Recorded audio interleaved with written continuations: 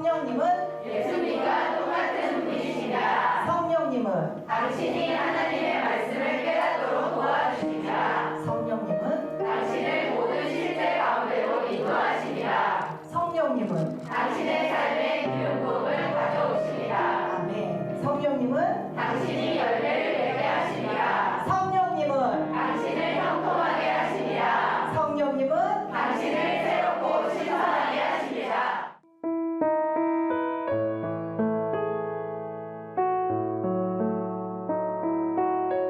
기본기를 다지는데 고백을 하고 방언을 하고 또 말씀 보는 거 너무 중요합니다. 그리고 그걸 해야지 여러분의 영이 활성화되고 성장하는 거는 맞아요. 하지만 이거를 방법적으로 접근하는 게 문제가 있는 거예요. 오늘 바로 이 순간에 하나님께서 여러분을 부르고 계십니다. 환난 중에도 주 나의 왕 내 영혼 잠잠히 하늘. 하나님께서는 여러분 각자에게 예스라고 말씀하십니다. 주님, 제가 이만큼 할 수 있을까요? 제가 저의 수준은 지금 한 1 정도밖에 안 되는 것 같은데 10을 꿈꾸는 게 말이 될까요? 라고 주님께 여쭤봤을 때 하나님께서는 우리에게 예스라고 하십니다. 그분께서 인간을 위해서 이 땅을 아름답게 창조하셨고 그리고 우리가 그 아름다움을 누릴 수 있죠.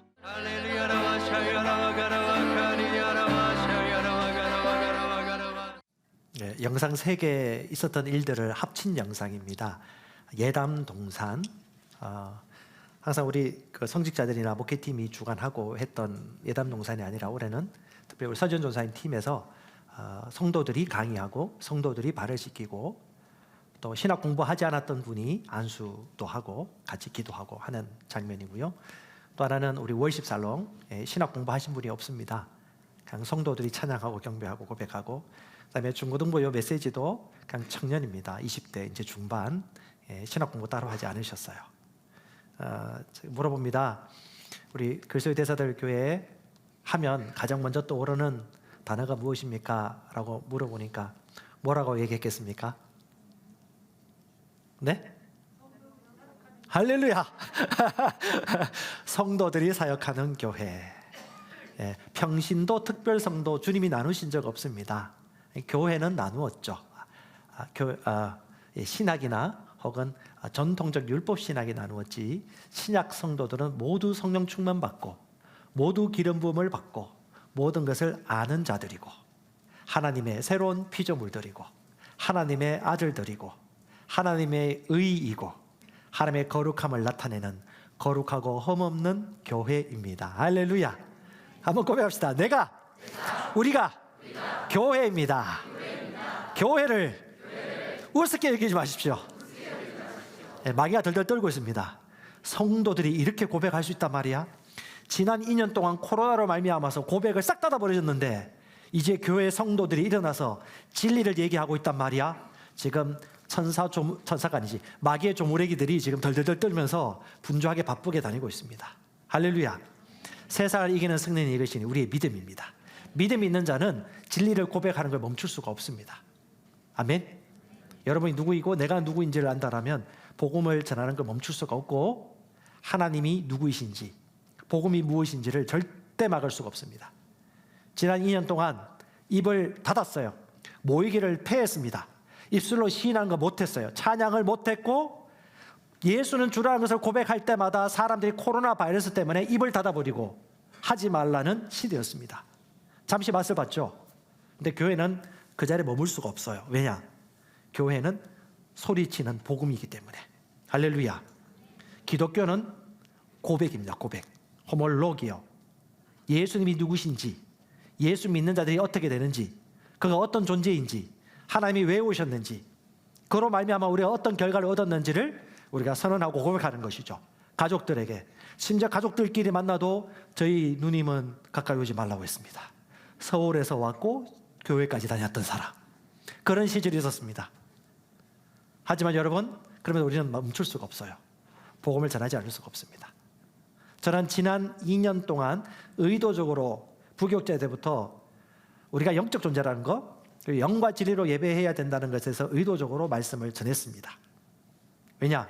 새로운 피조물이 누구인가에 대한 기본적인 세팅이 되지 않으면 그 위에 기초를 쌓을 수가 없어요. 그 다음 이번 오늘부터 시작해서 이번 올 한 해 내년 여러분 믿음의 고백, 입술로 증언하고 시인하는 시대가 될 것입니다. 아멘. 멈출 수가 없어요. 입을 열어야 됩니다. 광야에 외치는 소리가 있음으로 말미암아 주님이 오심을 준비했듯이 우리는 예수님이 다시 오실 것을 침례 요한처럼 우리는 다시 소리쳐 외침으로 말미암아 예수님이 다시 오실 것들을 전파하고 준비해야 합니다. 아멘. 바로 지금이 그런 시대입니다. 가족들에게도 모든 사람들에게도. 오늘 제가 두 가지 파트로 여러분과 말씀 나눌 건데요. 한 파트는 아직 예수를 믿지 않는 분들, 그리고 이제 예수 믿었는데 구원이 왔다 갔다 하시거나 확신이 없는 분들, 온라인 예배 보시는 분들 중에 여전히 방황하고 있는 분들, 이 첫 번째 메시지를 받으십시오. 재림에 대해서 얘기할 겁니다. 두 번째는 예수 믿고 구원 받았지만 여전히 하나님 나라와 의를 위하여 뭔가 결단을 못 내리신 분들, 그리고 좀 세상을 더 닮으신 분들, 오늘 말씀을 통해서 폐부가 찔림을 받고 영과 혼이 관절 골수가 찔러 불리게 되어지는 그런 은혜의 시간 될 것입니다. 말씀 같이 보겠습니다. 마태복음 25장 1절에서 13절 제가 가진 성경으로 읽겠습니다. 있으신 분들은 보시고요. 앞에도 보시기 바랍니다. 그때 하늘의 왕국은 마치 자기 등불을 가지고 신랑을 맞으러 나아간 열 처녀와 같으니라. 그들 중에 다섯은 지혜롭고 다섯은 어리석더니 어리석은 자들은 자기 등불을 가져가되 기름을 함께 가져가지 아니하였고 지혜로운 자들은 자기 등불과 함께 자기 그릇에 기름을 가져갔더라. 신랑이 드디어 오므로 그들이 다 졸다가 잠들었는데 한밤중에 외치는 소리가 나되 보라 신랑이 오는도다. 성경에서 말하는 신랑, 신부, 신랑은 예수님이십니다. 신부는 교회입니다. 결혼잔치로 비유합니다. 실제입니다. 신랑과 신부가 만나는 그날 바로 재림입니다. 너희는 그를 맞으러 나오라 하니라. 이에 그 처녀들이 다 일어나 자기 등불을 손질할 때에 어리석은 자들이 지혜로운 자들에게 이르되 우리의 등불이 꺼졌으니 우리에게 너희 기름을 나누어 달라 하거늘 9절 지혜로운 자들이 응답하여 이르되 그리할 수 없노라. 우리와 너희가 함께 쓰기에 부족할까 염려하노니 너희는 차라리 파는 자들에게 가서 너희를 위해 사라 하매 그들이 사러 간 사이 신랑이 오므로 준비된 자들은 그와 함께 혼인잔치에 들어가고 문이 닫히니라. 그 뒤에 다른 처녀들도 와서 이르되 주여 주여 우리에게 열어주소서 하나 그가 응답하여 이르되 진실로 내가 너희에게 이르노니 내가 너희를 알지 못하노라 하였느니라. 13절 같이 읽겠습니다. 그러므로 깨어있으라. 너희가 사람의 아들이 오는 그날도 그 시각도 알지 못하느니라. 한 번 더 합시다. 그러므로 깨어있으라. 너희가 사람의 아들이 오는 그날도 그 시각도 알지 못하느니라. 아멘. 결혼식 대행업체가 일을 이렇게 저질렀다면 폭삭 망했을 것입니다. 여러분 삶은 상식적입니다. 성경은 상식적입니다. 왜 예수님께서 이 세상의 자연 이치와 인간이 일어나는 대소사를 가지고 성경 말씀을 비유를 풀어서 설명했을까요? 한번 고백해서 삶은 영적이고 상식적입니다. 네, 똑같습니다. 여러분 심은 대로 거두는 것이고 종류대로 거두는 것이고요. 많이 심은 대로 거두는 것이고요. 악한 가라지를 심으면 악한 가라지 열매를 거두는 것입니다. 똑같습니다. 혼인잔치가 되었는데 신부 들러리를 얘기하는 겁니다. 신부 들러리. 그렇기 때문에 주인이여 주인이라고 얘기하는 거예요. 유대인 성경에 신부 들러리가 나와요. 이 10명의 신부 들러리가 있는데 5 처녀는 지혜롭습니다. 슬기롭습니다. 5 처녀는 게으릅니다. 5 처녀는 어리석습니다. 어리석은 자의 뜻이 뭐예요? 신랑이 올 날을 기다리면서 준비하러 가야 되는데 지금 내가 가지고 있는 기름 양이 얼마인지도 계산하지 않고 될 대로 되겠지. 그때 가서 임기응변으로 그날을 맞이하면 되겠지라는 생각을 가지고 있었어요. 생각해 보세요. 왜 챙기지 않았을까요? 왜 계산하지 않았을까요? 왜 미리 준비하지 않았을까요? 알고 있으면서, 그날이 올 걸 알고 있으면서, 물론 그 시각이 언제인지 모르지만 온다는 걸 알고 있으면서 5명의 처녀는 기름을 여분을 준비했고 5명의 처녀는 될 대로 되라. 아니, 진지하게 생각하지 않았어요. 진지하게 생각하지 않았습니다. 그냥 왔다 갔다 했어요. 오는 건 알고 있었지만 진지하게 생각하지 않았습니다. 그리고 그날이 왔습니다. 기름이 떨어졌어요. 그들은 기름을 준비하러 가야 됐습니다. 5명의 지혜로운 처녀는 왕국에 들어가고 5명의 미련한 처녀는 울부짖으며 알아달라고 하지만 문은 닫힌 상태였습니다. 여러분 마찬가지입니다. 단순해요. 어떤 사람이 지혜롭고 어떤 사람이 슬기로운 자입니까? 마지막 날을 준비한 여부에 따라 슬기로운 사람이 될 수 있고 미련한 사람이 될 수도 있죠. 자, 여러분 이 말씀 들으면서 슬기로운 사람으로 살고 싶으세요? 그냥 미련한 사람으로 살고 싶으세요? 슬기로운 사람처럼 그 기름을 준비하기 위하여 좁은 길을 갈 것입니까? 아니면 생각 없이 그냥 편하게 살다가 미련한 자로 남겠습니까? 그것은 우리 각자의 선택입니다. 저는 등산을 종종 하는 편입니다. 저는 법화산은 물 한 병이면 충분합니다. 2병 필요 없어요. 한 병도 남아요. 마지막에 집에 돌아올 때 마저 먹습니다. 금방 후다닥 올라갔다 후다닥 내려옵니다. 설악산이나 한라산이나 지리산 갈 때는 한 병 큰일 납니다. 많이 준비하셔야 돼요. 몇 병 이상 준비해야 됩니다. 그런데 한 병만 달랑 가지고 와요. 자전거 사이클링 하러 가는데 타이어 공기압 체크 안 하고 와요. 이런 사람을 가리켜서 뭐라고 하죠? 어리석은 사람, 준비가 없는 사람. 상식적이죠. 투자를 하는데 공부 안 하고 냅다 투자했다가 돈을 잃어버려요. 이런 걸 가리켜서 세상에서 뭐라고 하죠? 어리석은 사람. 그리스도인들은 빛입니다. 빛은 어리석지 않습니다. 빛은 지혜롭습니다. 예비합니다. 조직력이 있습니다. 시간 관리합니다. 미리 계산합니다. 성경에서는 계속해서 그걸 얘기해주고 있습니다. 예수님은 절대 준비하지 않은 적이 없었어요. 그분은 미리 얘기하고 준비하셨습니다. 오늘 죽은 자를 깨우러 간다라고 미리 준비하셨습니다. 입술로 선언하셨어요. 오늘 내가 가서 손을 얹을 때 고침받는 사람 만난다. 그는 예언하고 미리 준비하고 나갔습니다. 예수님 준비하지 않은 적이 없었어요. 골고다 언덕 그 십자가 못 박힐 때도 그는 미리 산에 올라가 기도하면서 아버지 하나님과 깊이 있게 교통하면서 그날을 준비했습니다. 바로 이런 사람이 어리석은 자, 이런 사람이 지혜로운 자라고 성경에서 얘기하고 있죠. 마지막 날이 다가오고 있습니다. 그날이 올까요? 예, 옵니다. 지옥이 있습니까? 가본 적 있습니까?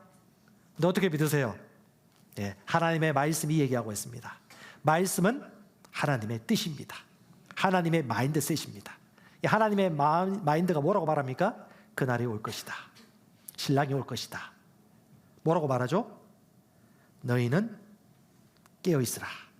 이 핵심 구절이 뭐냐 하면 마태복음 24장 44절입니다. 같이 한번 읽어보겠습니다. 그러므로 너희도 항상 준비되어 있어야 한다. 너희가 예상하지 못할 때 인자가 올 것이기 때문이다. 항상 준비되어야 할 이유가 뭐죠? 그날과 그 시를 모르기 때문에. 자, 다시 보세요. 롯의 시절이나 노아의 시절에 수많은 사람들이 어떤 형태에 처해 있었느냐? 먹고 마시고 장가가고 시집가고 그냥 살았어요. 그런데 노아는 그날을 방주를 지으면서 준비했습니다. 여러분, 하나님 영이십니다. 삶도 영적입니다. 주님이 이렇게 말씀하십니다. 네 행위로 말미암아, 네 열매로 말미암아 네가 어떤 나무인지 알 것이다. 우리가 하나님의 은혜로 말미암아 전적인 은혜로 구원받고 선택을 받았지만 또 한편으로는 이 땅 가운데 우리가 하나님의 말씀을 신약 성도로서 행하는 데 있어서 주님은 다림줄을 하시고 우리를 판별하기를 원하십니다. 성경에 나와 있어요. 심판할 때도 구원받은 자들은 구원받은 자대로, 구원받은 자들 가운데서도 선한 행실대로, 그의 행위대로 주님께서는 판별하고 계십니다. 어리석은 처녀와 지혜로운 처녀. 우리가 지혜로운 처녀로 살아가고자 하면 할수록 여러분, 이 세상은 핍박을 받을 수밖에 없습니다. 여러분 믿으십시오. 주님 반드시 오십니다. 천사도 있습니다. 천사가 돕고 있습니다. 여러분 기도가 응답됩니다. 하늘에 올려집니다. 여러분 믿음으로 얘기했을 때 그 고백이 실제가 됩니다. 왜? 믿고 하기 때문에. 믿음은 실상입니다. 원하는 것들의 실상입니다. 원하는 것이 없는 사람은 믿음을 발휘하기 어려워요. 원하는 것이 많은 사람은 믿음을 발휘하기 쉽습니다. 하나님께서 말씀하신 그 지시하는 바를 행하기를 원하는 사람들은 그것에 대한 결과를 많이 얻게 될 것입니다. 왜냐하면 그가 원하기 때문에 믿음을 발휘하기 시작했기 때문에. 똑같습니다. 지혜로운 자와 어리석은 자의 특징이 무엇입니까? 지혜로운 자는 침노하는 자입니다. 그 나라를 열망하는 자입니다. 주님이 늦게 오라고요? 아니요. 북한에 가보십시오. 중국에 가보십시오. 이슬람 지역에서, 저 이스라엘에서 메시아의 주가 하나님을 찬양하고 경배할 때 일어난 테러를 보십시오. 수많은 기독교들이 박해를 받는 박해 지수가 엄청나게 지금도 전 세계에 퍼져 있습니다. 대한민국, 저는 박해할 날이 늘 멀지 않았다고 예측도 하고 있는 편입니다. 다시 말하면 여러분, 지하교회가 땅을 파고 들어가는 교회가 아니에요. 예수를 예수라고 말하지 못하고 하나님을 아버지라 말하지 못하고 동성애를 죄라고 말하지 못하는 세상이 오면 그때서야 우리가 무슨 말을 할 수 있겠어요? 여러분들은 지하로 들어가셔야 됩니다. 두세 명이 모여서. 저 겁주려고 하는 얘기가 아니에요. 실상입니다. 현재 실상이에요. 우리 영적 분별을 가지셔야 됩니다. 시대가 악힙니다. 주님 도대체 언제 오십니까? 몰라요. 예수님도 몰라요. 바울도 몰라요. 베드로도 몰라요. 오직 하늘에 계신 하나님 아버지만 아신다. 왜 그랬을까? 여러분, 영적으로 기능하는 게 뭡니까? 말씀처럼 생각하고 말하고 행동하는 거죠. 2000년 전에도 똑같이 말씀하셨습니다. 곧 오신다. 깨어있으라. 2000년 지났는데 안 왔어요. 어떡하죠? 그새 2000년이 흘려버렸네. 아니, 그렇게 올 것처럼 그렇게 바울이 얘기하더니 2000년 지났는데 이렇게 또 이 2000년 전에 썼던 성경을 보니까 안 오시는갑다. 내가 사는 이 세상 21세기 안에는 안 오실 것 같아. 에이 라고 생각하는 분들 정신 차리십시오. 저도 몰라요. 근데 성경이 뭐라고 말하는지 다시 말합니다. 성경대로 생각하고 말하고 보셔야 돼요. 시급합니다. 여전히 시급합니다. 뭐라고 말해요? 너희도 항상 준비되어 있어야 한다. 너희가 예상하지 못할 때 인자가 올 것이기 때문이다. 그날은 알 수 없습니다. 핍박을 받을 수도 있습니다. 평온 가운데 복음을 전할 수도 있습니다. 하지만 중요한 것은 저와 여러분들의 역할은 항상 있다는 것. 주님이 은혜를 베풀어 주신 것도 있지만 이 땅에 있는 성도들이 해야 될 것 항상 있다는 것. 위치를 지켜야 돼요. 그 위치가 무엇인지를 여러분 오늘 좀 같이 생각해 보셨으면 좋겠습니다. 주님이 오시는 건요, 두려움의 날이 아니고 소망의 날입니다. 왜냐? 왕국 가운데 왕이신 분이 우리를 신부로 맞아 들이셔가지고 영원한 즐거움과 안식 가운데 기뻐하고 춤추는 날이기 때문에 그렇습니다. 근데 수많은 성도들 가운데 어떤 분들은 율법과 전통의 의식에 빠져가지고 여전히 주님의 왕국은 임하지 않았다. 죽어서 가는 그 나라라는 생각을 가지고 있어요. 그래서 이 땅에서 고생합니다. 주여, 그리고 날마다 불쌍히 여겨달라고. 저는 생각이 좀 많이 변했습니다. 예배당과 성전의 개념을 구분하거든요. 우리가 성전이라는 걸 알고 건물이 예배당인 걸 알거든요. 불쌍히 여겨달라고 하는 그분의 마음 중심을 저는 너무 압니다. 그 순전한 마음, 동기. 하지만 또 한편으로 내가 알고 있는 믿음이 있기 때문에 불쌍히 여겨달라고 해야지 불쌍히 여겨줄 분이라는 것에 대한 저는 의심을 가지고 있습니다. 그분은 이미 우리를 불쌍히 여겨주시고 긍휼을 베풀어주고 계시거든요. 우리 고백이 좀 바뀌셔야 됩니다. 마땅히 되어질 것을 우리가 선포하시고 치워오셔야 돼요. 우리가 알고 있기 때문에. 여러분, 수동적으로 사는 그리스도인의 특징이 뭐냐? 하나님이 다 아십니다. 맞습니다. 하나님이 다 아십니다. 하지만 하나님이 다 아시는 그 말씀 안에 우리가 해야 될 것이 있습니다. 우리가 선택해야 될 것이 있습니다. 우리가 지경을 넓고 꿈을 꿔야 될 것이 있습니다. 우리가 마땅히 얘기해야 될 것이 있습니다. 그것은 하나님의 법칙이에요. 자, 하나님이 다 아신다는 그 말씀 안에 그 메시지가 있다는 것을 모른다면 절대적으로 수동적으로 살 수밖에 없습니다. 복음의 진전은 없을 것입니다. 그리고 하나님이 이 땅 가운데 가져온 킹덤 오브 헤븐, 왕국의 개념을 잊지 못할 것입니다. 잊어버릴 것입니다. 큰 개념, 킹덤 오브 갓도 있지만 이 땅 가운데 하나님의 왕국이 임한 킹덤 오브 헤븐을 기억하시고, 그 다음에 땅 위, 하늘 위, 땅 아래에 있는 모든 세상 가운데 모든 왕권을 가지신 하나님이 궁극적으로 다시는 그 킹덤 오브 갓, 하나님의 왕국이 임하는 것들을 저와 여러분들은 다 알고 있습니다. 기억하십시오. 주의 나라가 임했습니다. 합법적으로 다스리는 때가 되었습니다. 합법적으로 어깨 펼 때가 되었어요. 오늘 여러분 아주 오랜만에 찬양하셨네요. 우리 전사님이 너무 기뻤어요. 쿵작쿵작 쿵쿵작작 우리는 선택받은 세대. I am 아니요 I am holy, I am righteous, I am so rich 한데 마음이 불편하다.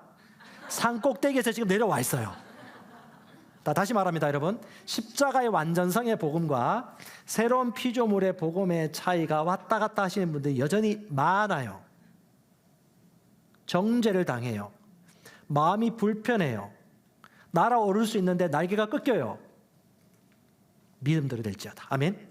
예, 얼마나 말씀을 아느냐. 믿음으로 날아. 우리 이 말씀을 알고 데살로니가 성도이신 분들은 정신 차리시고, 좋은 의미로 정신 차리시고 분간시켜 주세요. 산 꼭대기에서 하는 것이 무엇이고 왜 이렇게 말하고 입술로 선포하는 것이 합당한 것인지. 개역 개정만 보지 마시고요. 새번역이나 쉬운 말이나 유대인 성경이나 표준 새번역이나 혹은 킹제임스 험정역 같은 성경을 통해서 하나님의 말씀을 잘 드십시오. 저도 문맥을 따지면서 하나님의 말씀이 내 생각이 되어지도록. 오늘 제가 간증을 준비했다가 오늘 간증은 못 하는데 다음 주에 틀어줄 거예요. 어떤 권사님이 간증하셨는데 말씀을 믿고 말씀을 믿으니 그 실제가 나타나는 자신의 삶을 새 가족인데 간증을 나눠주셨어요. 여러분, 세상을 이기는 승리는 무엇입니까? 뭐라고요? 믿음입니다. 믿음은 어디서 오죠? 자, 이제 여러분 속에 있는 말씀 끄집어내세요. 자, 한 바구니, 두 바구니, 세 바구니 끄집어내셔야 돼요. 말씀이 아닌 것들로 토론해봤자 소용없어요. 저 너무 감동적인 것은 우리 교회 우리 교회로 연결된 오래되지 않은 이분들이 주일 설교 말씀이나 하나님의 말씀을 하나님의 말씀으로 100% 있는 그대로 사람의 말이 아니라 하나님의 말씀으로 믿는다고 그래요. 그래서 이 말씀이 토시 하나도 틀리지 않고 가능하면 알아들으려고 하고 2번, 3번, 4번 이 말씀을 묵상한다고 합니다. 그 말씀대로 실행을 해요. 저도 배워야 되겠습니다. 항상 바짝. 세상을 이기는 승리는 이것이니 우리의 믿음이거든요. 아멘. 네, 그날이 오고 있습니다. 자, 성경에는 그날과 그 시를 말해주고 있지 않지만 징조는 얘기해주고 있습니다. 24장 32절 33절 이제 무화과 나무의 비유를 배우라. 그것의 가지가 아직 연하고 잎사귀를 내면 여름이 가까운 줄 너희가 아나니 그런즉 이와 같이 너희가 이 모든 일들을 볼 때에 그때가 가까이 곧 문들 앞에 이른 줄 너희가 아느니라. 이런 일들이 무엇일까? 많이 있지만 몇 가지만 제가 정리 좀 했습니다. 성경에는 그날과 그 시는 말해주지 않지만 징조는 얘기해주고 있습니다. 거짓 선지자와 자칭 메시아들이 일어나기 시작합니다. 곳곳에서 나는 예수다, 나는 기름 부음 받은 자다, 내가 엘리야다 라고 얘기하면서 온갖 이단들이 나오고 있습니다. 제가 잘 아는 동네에 어떤 선배가 어떻게 제 연락처를 알고 난 이후에 끊임없이 신천지 집회라고 일주일에 한두 번씩 지금도 전도하고 있습니다. 제가 그리스도의 대사들교회 목사라는 건 모를 것 같아요. 그러니까 일반 성도라고 생각하겠죠. 그리고 열심히 있다고 생각할 것입니다. 왜? 열심히 있는 성도들이 갈급해가지고 말씀을 들었는데 역사가 나타나지 않기 때문에 고민하다가 이단들을 찾아갑니다. 구원파를 만나거나 신천지를 만나거나 다 좋아요. 뭐 좋은 얘기입니다. 그런데 결국 중반 후반부로 넘어갈수록 본질을 드러내기 시작합니다. 개인 우상을 한다든가 그 사람이 선지자라고 얘기한다든가 보혜사라고 얘기하기 시작합니다. 근데 그들의 열정만 우리가 배워야 돼요. 쉬지 않고 전도합니다. 지금 또 와 있어요.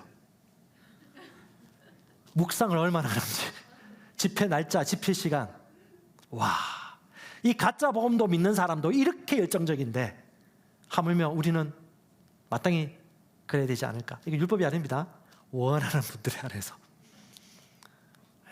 갈수록 그런 일들이 많아질 것입니다. 그다음에 민족들 가운데 전쟁이 나타나기 시작합니다. 지금 우크라이나 전쟁이 일어나고 있죠. 전쟁은 계속 있을 것입니다. 더 할 겁니다. 사람이 죽어나갑니다. 인권이 박살되어집니다. 보트 타고 가다가 침몰합니다. 사람들이 죽습니다. 온갖 부정적인 일들이 일어납니다. 고통 겪습니다. 이런 일들이 더해갈수록 마지막 날이 가까워오고 있다라고 보시면 되겠고요. 그다음에 온갖 죄들이 흉악합니다. 갈수록 범죄가 넘칩니다. 양심이 화인 맞은 것처럼 죄를 지어도 떳떳해요. 거짓말도 떳떳하게 해요. 진짜처럼 얘기합니다. 왜요? 본성 자체가 거듭나지 않은 사람들이기 때문에. 그들은 거짓말의 아비를 아버지로 두고 있기 때문에 그 거짓말의 아비의 본성을 이어받은 사람들은 거짓말을 떳떳하게 합니다. 손깍지 할 필요 없어요. 본성이 그래요. 왜? 죄에서 태어났기 때문에 거짓말하는 겁니다. 거짓의 아비의 종족이기 때문에 어쩔 수 없는 것입니다. 거짓말을 시뻘건 거짓말을 대낮에 합니다. 아무렇지도 않아요. 너무 잘합니다. 진짜처럼. 그게 그런 시대가 된 것입니다. 그리고 육신의 일들이 더 많이 나타납니다. 사람들이 화가 가득 차요. 자동차 타고 가다가 한번 많이 보셨죠? 요즘 얼마나 사람들이 분노와 게이지가 높은지 빵빵빵 소리 지르고 쌍시오바람이 나오고 문 닫고 나가고 하는 그 일들이 많이 일어나고요. 어떤 분이 얘기하는데 비행기를 타고 가려고 하는데 비행기가 연착이 됐대요. 그런데 뭐 사람들이 그 비행기 회사에 운항사에 와가지고 성질 내면서 이제 막 뭐라고 하는데 얼마나 분노와 게이지가 높은지 깜짝 놀랐다고. 다 분노 가득한 것 같아요. 해가 갈수록 사람들이 분노 게이지가 올라가고 절제하지 못하고 싸우고 하는 일들이 많은 것 같습니다. 특별히 가장 먼저 24장 12절에 불법이 상함으로 많은 사람의 사랑이 식어지고요. 전통 구별과 윤리적 가치가 땅에 떨어지고 있습니다. 아마 보는 것입니다. 그럼 여러분 질문 하나 내볼게요. 여러분 마지막 때가 왔다는 것을 가장 확연하게 드러내는 대표적인 특징 중에 한 가지가 뭘까요? 롯의 시대, 노아의 시대, 마지막 날 시대 항상 공동적으로 가장 확연하게 드러났던 사건들이 있습니다. 마지막 때 가장 큰 징조가 뭘까요? 성적 타락, 특별히 동성애가 창궐했고요. 동성애에 대해서 전혀 옳고 그르다는 기준이 모호해졌습니다. 그리고 옳다고 여겼습니다. 롯이 멸망당할 때, 그리고 사사기 보십시오. 그런 일들이 비일비재합니다. 자, 동성애와 성적 다 디모데후서 3장에 보면 본성의 애정이 없다. 이 자연적 애정이 아니란 거예요. 남자와 여자가 사랑하여 결혼하는 것이 정상적인데 그 본성적 사랑이 아니라 이상한 사랑, 순리의 사랑이 아니라 영리의 사랑으로 남자가 남자를 부끄러운 짓을 하고 여자가 부끄러운 짓을 하는 것이 옳다고 여기는 사조가 세상에 가득해요. 지금 여러분 아시겠지만 지금 검수완박법 처리 이후에 지금 진보당과 민주당이 어떤 협약을 맺었는지 민주당 비대위원장 그 박모모 씨란 분이 설파했죠. 뉴스에 나왔죠. 그 다음 뭐죠? 포괄적 차별금지법이다. 이번 포괄적 차별금지법의 핵심이 뭐예요? 본질을 뚫고 들어가면요, 동성애입니다. 동성애에서 옳고 그르다고 말하지 마라.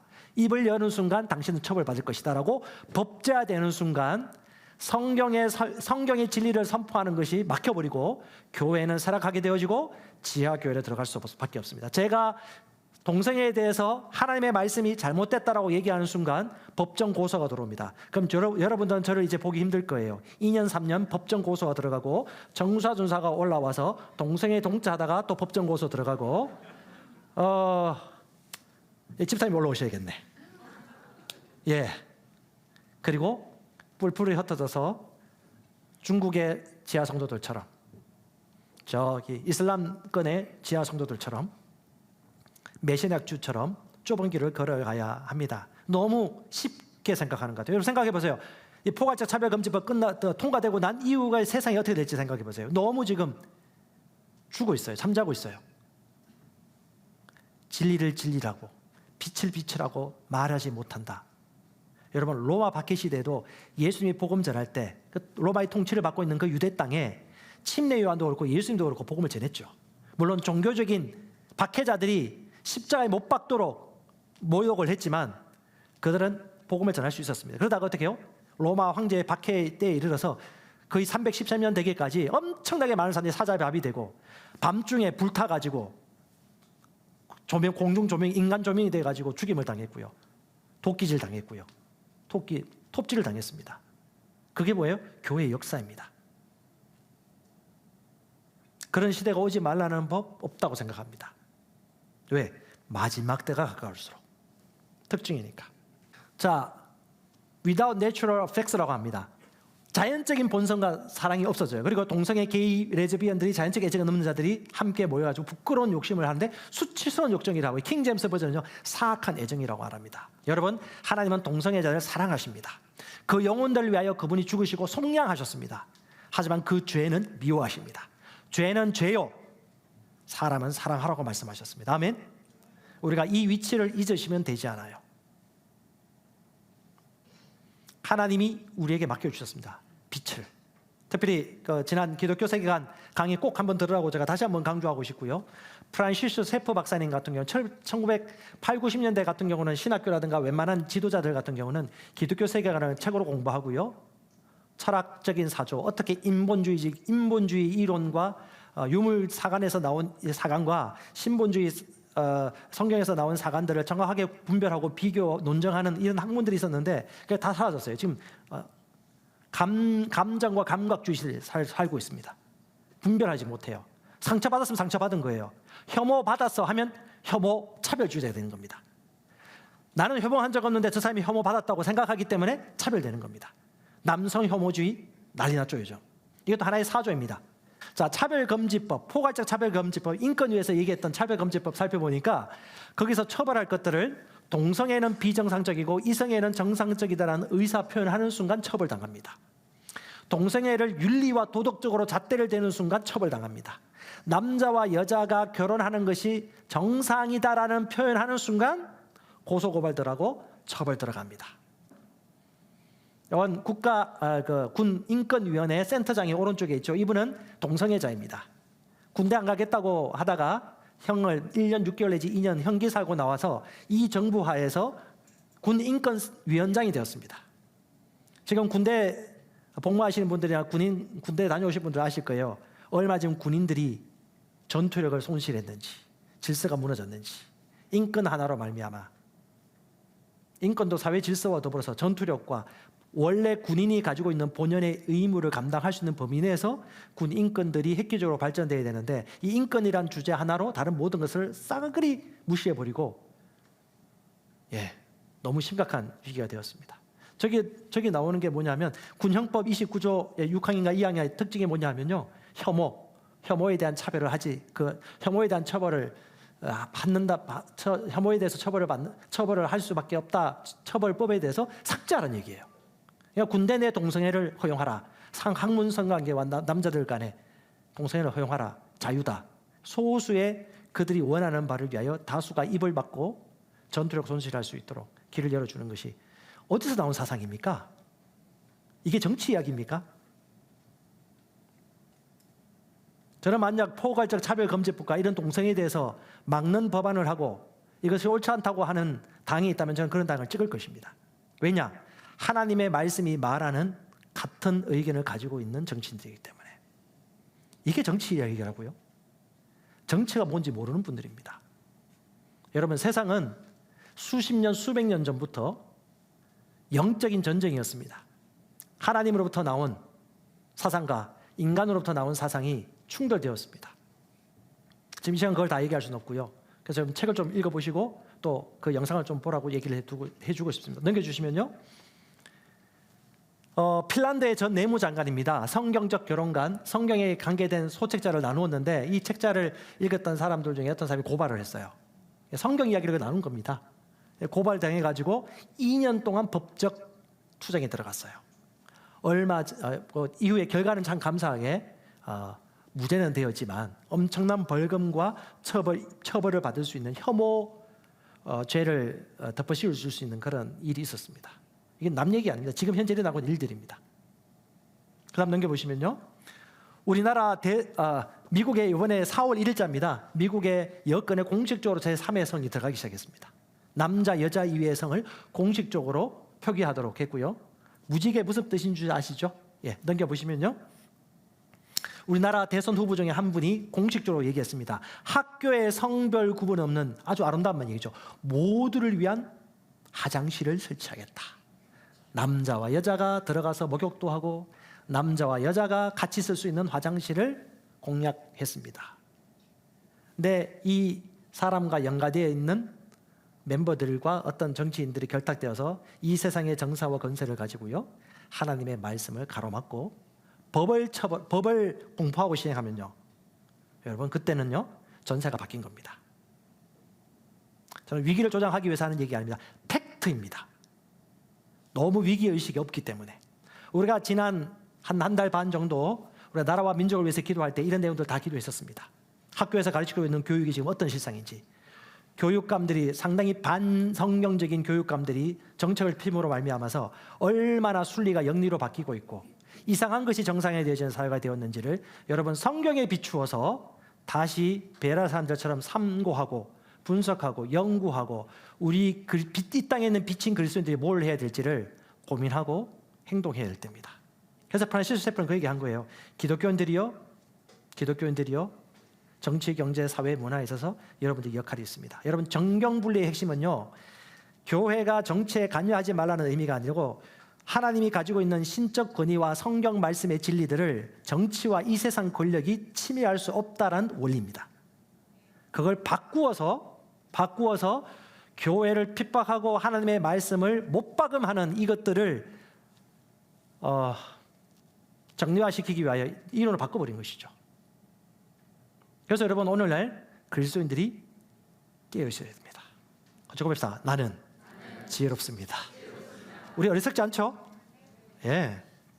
세상을 이긴 승리가 이것이니 우리에게 있습니다. 우리의 믿음입니다. 그래서 왜 성경을 앞뒤를 문맥을 따지면서 공부하라고 한 것이죠? 누가 먹었던 음식을 먹는 것은 위험합니다. 우리 한 사람, 한 영혼 스스로가 하나님의 말씀을 먹음으로 말미암아 믿음으로 살아가는 것. 그것이 바로 주님이 원하시는 믿는 자의 삶입니다. 첫 번째 파트가 좀 길었네요. 여러분, 그날은 반드시 옵니다. 때가 가까이 왔습니다. 주 예수를 믿으십시오. 주 예수를 마음으로 믿고 입으로 나를 위해 죽으시고 부활하셨음을 믿고 인정하시기 바랍니다. 내 인생의 주인이심을 믿으시기 바랍니다. 죄의 값은 사망이지만 하나님의 선물은 그리스도 안에 있는 영생입니다. 하나님의 자녀가 됩니다. 하나님의 본성이 우리 안에 들어옵니다. 아들이 되었기 때문에 여러분은 거룩합니다. 내가 누구인지 알면 점점 더 죄를 짓기 어려워지고 의의 일을 행할 수밖에 없습니다. 죄책감이 떠나갑니다. 질병이 떠나갑니다. 강건해집니다. 아멘. 예수 안에 생명이 있습니다. 할렐루야. 그리고요, 두 번째 파트 좀 나누겠습니다. 여러분, 마지막 때가 가까울수록 어떤 일들이 현저히 벌어지느냐. 여러분, 한밤중이 되면 될수록, 달이 없다는 가정하에 한밤중이 되면 될수록 어떤 일이 벌어지죠? 빛이 더 빛납니다. 빛이 더 빛납니다. 똑같은 하나님을 믿는다고 하는 사람들이 있지만 이 세상은 더 악해지고요, 그리스도의 몸인 교회는 더 빛납니다. 그리고 몸된 교회 안에서도 하나님의 본성을 인정하고 믿는 사람들은 초자연적 능력과 기적을 마음껏 베풀고, 머리로 신앙생활을 하거나 하나님의 말씀을 다 믿지 않고 일부만 믿는 사람들은 갈수록 종교의 영을 따라 살아갈 수밖에 없습니다. 이 땅 가운데 점점 현격하게 구분되기 시작합니다. 하나님의 초자연적인 일들을 믿는 사람들은 병든 자의 손을 얹고요, 복음 전파합니다. 주님 오심을 믿는 자들은 그날을 열렬히 사모하면서 준비합니다. 그렇지 않은 자들은요, 먹고 마시고 너무 세상적인 사람들처럼 살아갈 수밖에 없습니다. 이걸 가리켜서 성경에서 뭐라고 얘기하냐, 라오디게아 같은 사람이라고 말합니다. 계시록 3장에 보면 라오디게아 교회, 교회의 7가지 교회의 형태가 있는데 마지막 교회의 모습을 나타내기도, 이 세상의 마지막 교회를 얘기하기도 하는데, 그 중에 라오디게아 교회는 어떤 교회냐, 행위를 볼 때 미지근하다. 예수 믿는데 너무 미지근해. 뜨겁지도 않고 차지도 않아요. 그 행위가 차갑지도 않고 뜨겁지도 않기 때문에 주님이 뭐라고 말씀하시냐, 내가 너희가 뜨겁건지 차기를 원하노라 라고 얘기하는 거죠. 해가 갈수록 더 그렇습니다. 자, 마태복음 16장 19절에 주님이 우리에게 단도직입적으로 얘기해 주고 있습니다. 같이 읽어볼까요?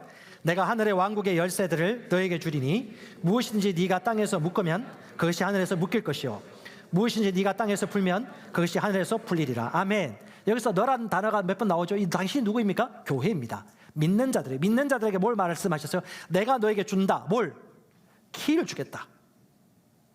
자, 지금 고통 겪고 있는 분들이나 인생에 너무 큰 무거운 짐을 가지고 있는 분들, 제가 건면하고 싶습니다. 이건 제 말이 아니고요, 지난주도 그렇고 이번 주도 그렇고 계속해서 하나님 주시는 은혜의 메시지이기도 합니다. 여러분, 누가 해주길 기다리지 마시고요, 여러분이 할 수 있습니다. 키를 나에게 줬다니까요. 누가 해주길 기다리지 마십시오. 그 키를 주었습니다. 여러분, 어떻게 해야 될 바를 알아요.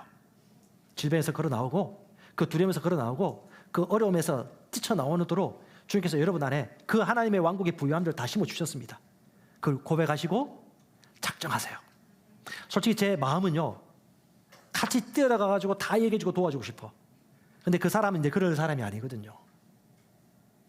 그도 알고 나도 알고 하나님도 알고. 네. 네가 땅에서 풀면 하늘에서 풀리리라. 주님 살아계십니다. 그분은 선하십니다. 어제나 오늘이나 영원토록 동일하십니다. 그분은 선한 계획을 풀어놓고 준비하고 대기하십니다. 아멘. 설치를 누르십시오. 포기하지 마시고요. 빛이 임함에 어둠이 물러가고 뱀과 정갈을 밟으며 원수의 모든 능력을 제어할 권세를 주님이 주셨습니다. 아멘. 사랑 안에 두려움이 없어요. 할렐루야. 주님은 포도나무에 우리는 가지니 우리가 그 안에 그가 내 안에 있으면 우리는 과실을 많이 맺나니 주님을 떠나서는 할 수 없어요. 주님이 말씀하셨습니다. 그래서 예수를 죽은 자 가운데 살리신 이 영이 너희 안에 거하시면 그를 죽은 자 가운데 살리신 그 하나님 아버지께서 너희 죽을 육체도 살리시리라. 말씀에 그렇게 말씀하셨습니다. 그걸 우리는 그냥 믿습니다. 진리입니다. 빛이기 때문에. 빛은 빛의 목소리를 듣는 게 자연스럽죠. 여러분, 누가 지혜로운 5명의 처녀입니까? 말씀을 조금 믿는 사람이 아니에요. 모두 믿는 사람입니다. 제 이름을 믿고 있기 때문에 제 이름을 준비하는 사람입니다. 그리스도의 생명을 소유한 사람들입니다. 그들은 그날을 준비합니다. 여러분, 이런 얘기 들으셔야 돼요. 집사님은 성경 모든 말씀을 다 믿는가 봐요? 라는 얘기 들으셔야 돼요. 그게 정상이에요. 왜? 안 믿는 게 너무 많으니까. 이건 되고 저건 안 되고 이까지 믿고 요까지만 믿겠다. 왜? 눈에 보였으니까. 그게 믿음이 아니거든요. 눈에 보이면 믿음이 아니죠. 감각이죠. 믿음은 바라는 것들의 실상이라고 했지 않습니까? 보이지 않는 것들의 증거이기 때문에 주님이 말씀하신 것을 내가 붙잡고 원하면요, 그것을 믿을 때 실상이 되는 것이죠. 여러분 모두가 바로 그 주인공들입니다. 자, 에베소서 4장 11절 12절에 놀라운 비밀을 풀어주고 있습니다. 그분께서 더러는 사도로, 더러는 대언자로, 더러는 복음 전파자로, 더러는 목사와 교사로 주셨으니 이것은, 이 오중직임자를 얘기해요. 하나님이 은사를 주시거나 세우신 분들입니다. 오중직임이 있습니다. 하지만 그들이 세운 궁극적인 목적은 어디를 방향을 향하고 있죠? 성도들을 온전케 하고 봉사일을 하게 하고 그리스도의 몸을 세우려 하십니다. 그것이 궁극적인 목적이에요. 그러므로 말미암아 뭐가 세워지죠? 그리스도의 몸이 편만하게 세워지는 것입니다. 이게 마침표예요. 그래서 여러분, 우리가 성도들의 시대라고 얘기하는 것이 바로 이 하나님의 계획이에요. 인간의 주장이 아닙니다. 하나님의 계획 속에 이런 직임을 통하여서 성도들이 온전케 되어집니다. 온전케. 카타르티죠. 서서히 온전케 되어집니다. 뼈가 맞춰집니다. 몸이 튼튼해집니다. 굽이 되어집니다. 온전하게 되어집니다. 모든 삶의 영역에서. 그리고요, 워크 오브 미니스트리, 사역의 일을 하게 되기 시작합니다. 나만을 위한 삶이 아니라 이타적인 삶을 살게, 다른 사람의 성공에 동참하게 됩니다. 기도하고요, 코칭하고요, 중보합니다. 아니, 자기 일도 아닌데 왜 저렇게 아프게 기도하지? 왜 이렇게 고민하고 있지? 셀리드 진짜 하기 싫어요. 너무 힘들어요. 뭐 그분이 선택하셨지만 왜 이렇게 힘들어 하실까? 왜? 자기 것만 챙기면 되는데 왜? 하나님의 사랑이 강건하기 때문에. 다른 삶의 성공에 동참한 거죠. 그러니까 고난도 있고 고통도 있고 오해도 받고 나쁘다는 소리도 듣고. 여러분, 예수를 믿는 것 때문에 오해받거나 핍박받거나 누명 당하는 거 기쁘게 여기십시오. 왜? 우리 믿기 때문에 모든 말씀을. 그런 사람들을 일으켜 세워서 사역을 하게 되고 어떻게 해요? 그리스도의 몸을 오이코돔에 건축돼 가는 겁니다. 이렇게 함으로 말미암아. 이게 하나님의 계획이에요. 그래서 어떤 목표에 이르느냐? 4장 13절에 이거 중요한 말씀입니다. 같이 읽어볼까요? 마침내 우리가 다 믿음과 하나님의 아들을 아는 것에서 하나가 되어 완전한 사람에 이르고 그리스도의 충만함에 장성한 분량까지 이르리라. 믿음, 피스티스, 믿음. 믿음이 풍성한 이 믿음이 뭐예요? 하나님의 모든 말씀에 대한 믿음입니다. 구분하지 않아요. 다 믿어요. 하나님의 모든 말씀에 대한 믿음. 그리고요, 하나님의 아들을 아는 그 지식, 뭐예요? 하나님의 아들을 아는 본성이 있죠. 그 하나님의 아들과의 연합을 인식하는 것입니다. 그분과 하나됨을 완전히 아는 계시와 지식 가운데 있는 사람들은 그리스도의 충만한 장성한 분량까지 성장해가지고 어떻게 해요? 그리스도의 분량까지 성장해서 믿음으로 살아가는 자들입니다. 바로 이런 자들이 누구냐면 주님의 오심을 준비하는 지혜로운 5 처녀와도 같습니다. 너무 감사한 것은 이번에 119 선물을 나눴을 때 이 선물을 가지고 사모하는 마음으로 기도하면서 영혼의 인도를 받아서 나누러 가는 거죠. 저는 그 소식 들을 때 너무 기뻤어요. 하나님이 아십니다. 귀찮은데 차비까지 들어가지고 그 먼 거리를 그 영혼 사랑해서 저걸 하는구나. 아니, 우리는 귀찮을 수 있겠지. 근데 하나님은 다 아신다는 거지. 와, 똑같은 선택권이 있지만 나는 주님을 사랑하기 때문에 주님의 말씀을 행하겠습니다. 내가 받은 은혜가 크기 때문에. 여러분 은혜가 크면 클수록요 인생이 다를 수밖에 없어요. 자, 계시록 3장 15절 한 번 더 강조합니다. 마지막 때 빛과 어둠이 확연히 드러납니다. 빛 가운데서도요 차가운 사람과 뜨거운 사람이 구분되어집니다. 해가 갈수록 더 선명해집니다. 기적이 나타나는 교회가 있고요, 차갑게 사는 교회가 있습니다. 율법과 정죄의 영을 따라 사는 사람들이 있고요, 진리와 자유의 법 가운데 순종하면서 적극적으로 살아가는 교회들이 있습니다. 확연히 드러나기 시작합니다. 중간은 없어요. 선택해야 될 겁니다. 자, 내가 내 행위를 아노니 차지도 않고 뜨겁지도 아니하도다. 네가 차든지 뜨겁든지 하기를 내가 원하노라. 예, 하나님의 마음이에요. 원한다고 하셨어요. 들어주세요. 예, 둘 중에 하나 꼭 들어주세요. 주님이 원하시는데 들어주셔야죠. 마땅하죠. 근데 이런 분들의 특징이 뭐냐면 성경에 보니까 17절에 정확하게 이렇게 얘기합니다. 그들은 그러니까 좀 뜨겁지 않은 사람들을 향해서 이렇게 얘기합니다. 메타 인지 능력이 부족하다. 그러니까 나는 부유하고 나는 부족함 없고 나는 믿음이 좋고 난 잘 살고 있어. 나는 좋은 그리스도인이야 라고 착각을 하고 있다고 얘기해 주고 있습니다. 특징이 그렇다는 거예요. 두 번째, 하나님이 권면합니다. 열심을 내라. 주의 나라와 의를 위해 열정을 내라. 그리고 행동을 회개해라. 주님이 라우디게 교회에 이렇게 얘기합니다. 여러분 보고 얘기하는 게 아니에요.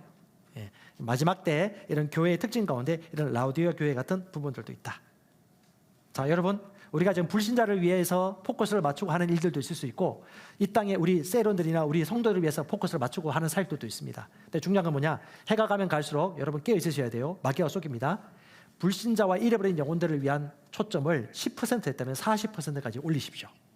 그리고 지금 우리와 함께 교제하고 있는 분들은 돌보고 세우지만 이쪽이 너무 약했어요. 마귀가 끊임없이 속이고 있습니다. 너가 말해봤자 소용없어. 효과가 없어. 지나간 방법이야.